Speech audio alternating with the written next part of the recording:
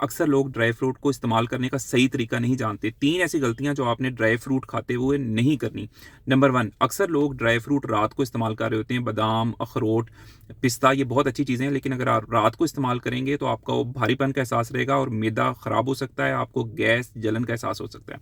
Number 2, लोग अक्सर नमकीन या तले हुए ड्राई फ्रूट इस्तेमाल करते हैं, जैसे काजू तला हुआ या फिर नमक लगा हुआ अगर आप इस्तेमाल करेंगे या फ्राइड इस्तेमाल करेंगे तो उससे आपको एक तो कैलोरीज भी ज़्यादा मिल रही हैं, चिकनाई ज़्यादा मिल रही है और दूसरा ये कि आपको ब्लड प्रेशर भी बढ़ सकता है। इसलिए सादा ड्राई फ्रूट बगैर तले हुए, बगैर नमक वाले वो इस्तेमाल करें।